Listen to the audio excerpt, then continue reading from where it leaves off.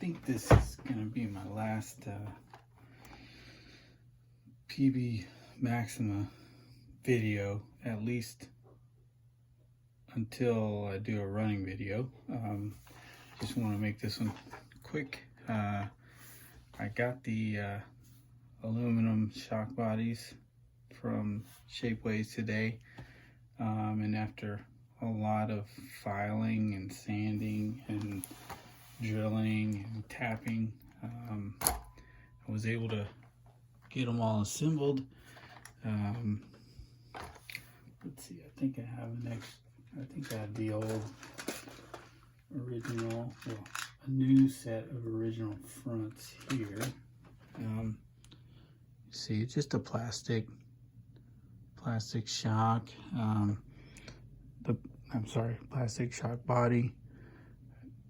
I don't know if you just see that little hole right there in the side of the shock body. That's where those little pins go through to hold the bushing in place.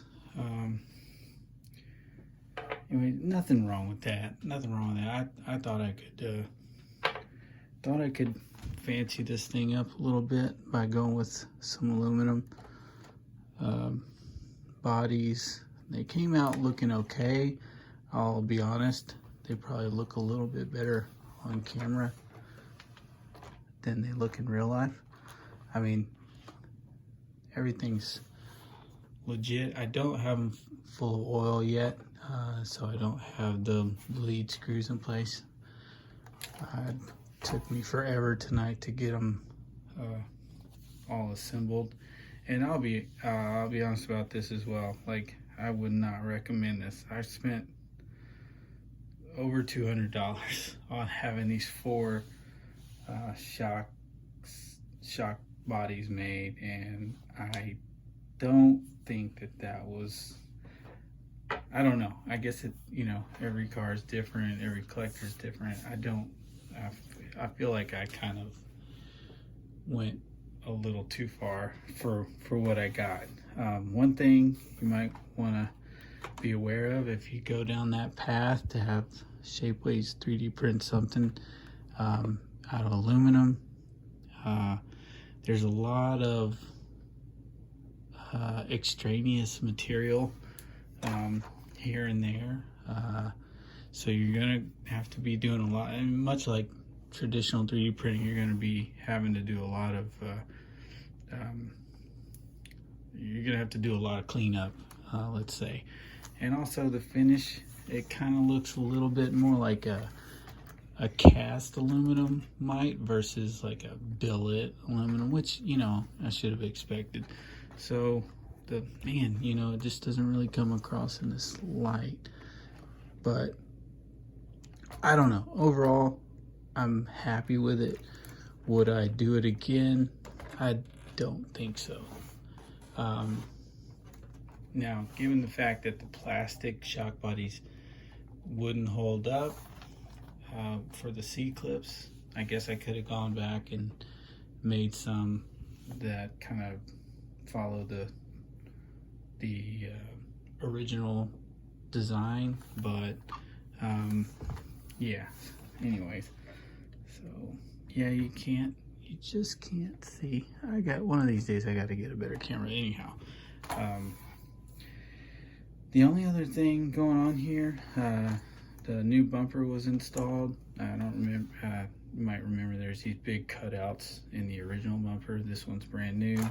I'm still using the original call it front skid plate until I have a new one. I'm gonna try to have that printed by Shapeways.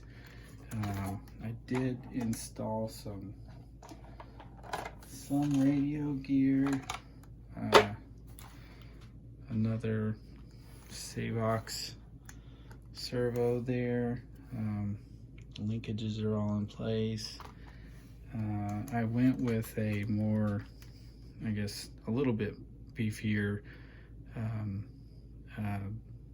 what do you call it, ball joint or tie rod for this. I guess we could call it like a cross link. It's standard is just a little thin bar with 2 little clamps, a little flimsy. I think it probably did more than, it was more than strong enough. But anyways, I tried to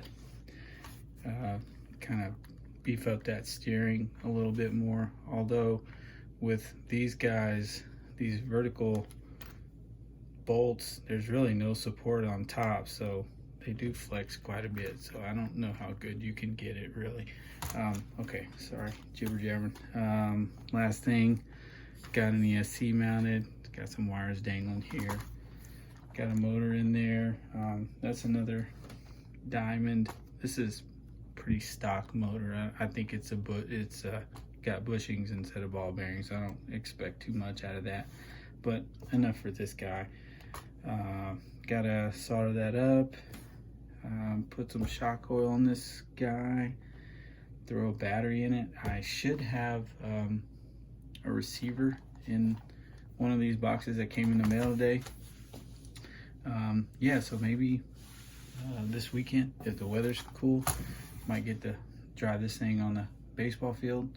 And that's probably gonna be about it, unless I happen across some extra parts, you know, some Maxima parts on eBay. Man, you just hardly ever see anything for this car out there.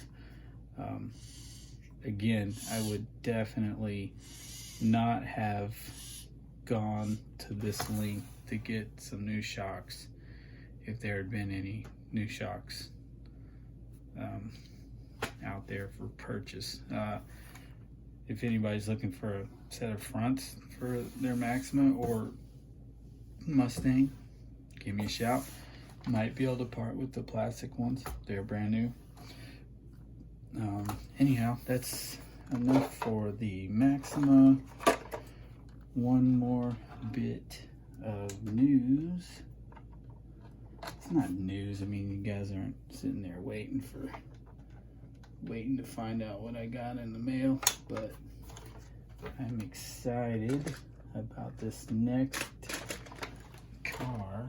I mentioned it in a previous video, but this guy showed up today and I am so excited to get to know this thing. This is the AYK Radiant. This is just, I guess, the stock version.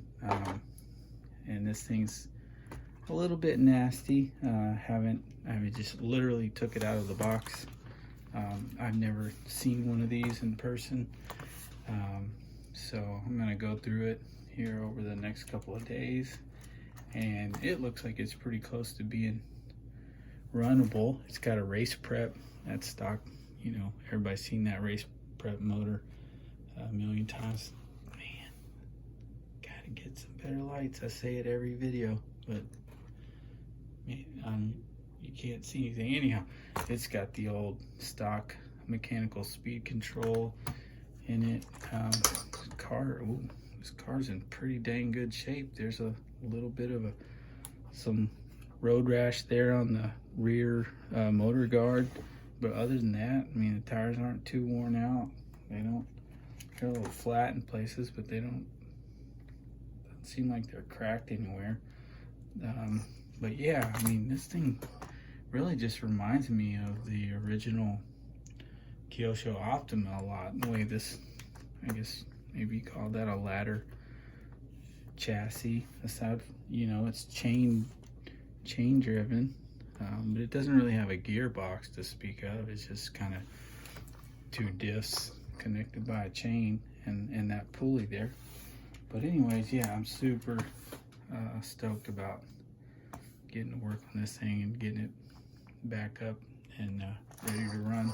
This body looks okay. It's got some cracks all back around in here, but I did pick up an extra body, or a new body, probably a repro, I'm sure, but we'll get that thing fitted. And anyhow, look forward to a running video for this guy. Maybe one video when it gets all cleaned up and decked out and ready to go. But yeah, it's a cool car. Yeah, I guess that's about it. Thanks for watching.